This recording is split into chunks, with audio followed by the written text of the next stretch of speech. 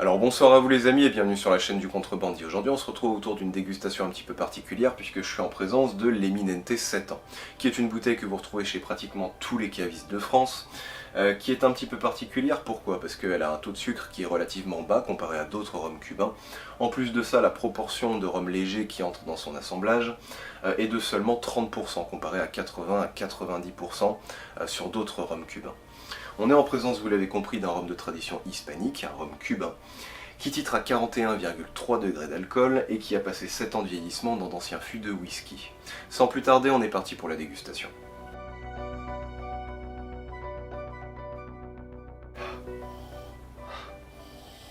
Donc tout de suite le nez il est un petit peu gourmand, un petit peu aguicheur. Il n'est pas très expressif encore, il n'y a pas une grosse complexité. On est en présence d'un profil qui serait sur le boisé toasté, un boisé relativement fondu. Il y a de la torréfaction avec des amandes grillées, c'est caramélisé. Il y a un beau côté café, on a une feuille de tabac qui t'évoque presque un côté boîte à cigares, tu vois, quelque chose d'assez sombre dans l'ensemble, mais qui fait un petit peu gourmand, tu vois, il y a un côté... Il y a un côté un petit peu vanillé, il y a quelques épices qui se baladent, c'est très doux. On a presque un côté un petit peu sur de la chair de raisin. De la chair de raisin un petit peu sucrée, il y a une impression de rondeur comme ça. Ce qui domine c'est vraiment la feuille de tabac et ce côté café.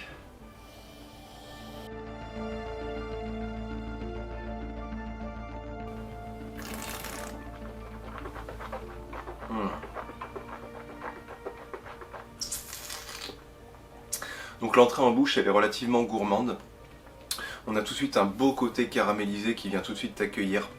Juste après tu as un développement des épices, tu as ce petit côté boisé qui est peut-être un tout petit peu plus discret que ce que j'avais au nez mais qui est quand même là, qui est bien fondu. On est toujours sur un registre un petit peu torréfié, il y a des amandes grillées comme ça qui baignent dans le caramel. C'est fluide et c'est pas trop fluide justement parce que ce petit côté épicé, moi je trouve qu'il apporte quand même pas mal de choses, il y a de la texture. Il y a un petit côté, ouais, reviens-y tout de suite dès la première gorgée, tu vois. Parce que ça se fait gourmand, tu vois, mais une gourmandise qui est maîtrisée, tu vois. On n'est pas sur un truc qui est débordant de caramel comme ce que tu peux avoir sur d'autres hispaniques, par exemple. Sur la deuxième bouche, il y a ce côté vanillé qui se déploie avec une espèce de maîtrise, là encore, moi c'est ça qui me plaît avec ce rhum là, c'est qu'il y a vraiment ce sentiment d'une espèce de, ouais je le redis, de gourmandise qui est vraiment contenue, tu vois, c'est à dire que tu as des arômes qui sont totalement plaisants, qui sont bien fluides, mais tu as cette petite sensation sèche qui vient quand même asseoir de la complexité. Il y a toujours cette feuille de tabac qui se déploie, mais d'une justesse, d'une force presque, alors qu'on est entre guillemets que à 41 degrés, c'est très juste. Il y a vraiment ce côté café qui se déploie là sur la fin de bouche. C'est une bouche qui n'est pas extrêmement complexe, tu vois, mais qui dans l'ensemble est vraiment agréable.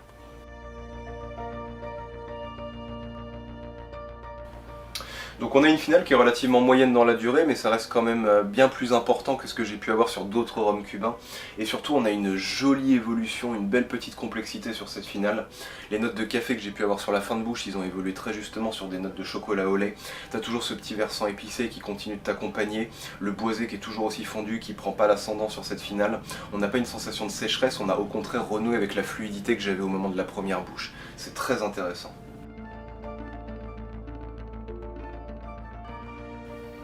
Donc en termes de prix, on est sur une bouteille que vous trouvez aux alentours de 45 à 50 euros. Pour moi, le rapport qualité-prix, il est là. On a un bon produit, une jolie bouteille qui fera toujours plaisir sur une table, tu vois. C'est quelque chose qui est tout de suite un petit peu stylé, voilà, d'avoir aussi un beau packaging, en plus d'avoir le bon rhum à l'intérieur, hein, je le précise.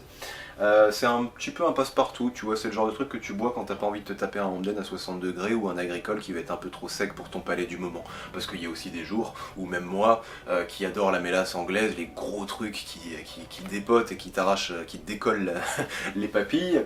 De temps en temps, t'as aussi besoin de faire une pause, tu vois, d'avoir un petit moment comme ça de douceur. Et là, on n'est pas trop dans la douceur non plus, tu vois, donc c'est un petit peu un passe-partout et moi j'aime beaucoup cette caractéristique. Donc je vais partir sur un 14 sur 20. Après, il aurait peut-être manqué, tu vois, peut-être un peu de puissance, il aurait peut-être manqué un petit peu de caractère, un petit peu de vie, tu vois, un petit peu d'ADN, un peu de complexité, quelque chose. Mais on est sur du détail et franchement, pour 50 euros la bouteille, à quoi ça servirait que je fasse chier avec des détails, quoi. On est vraiment sur un truc qui est passe-partout.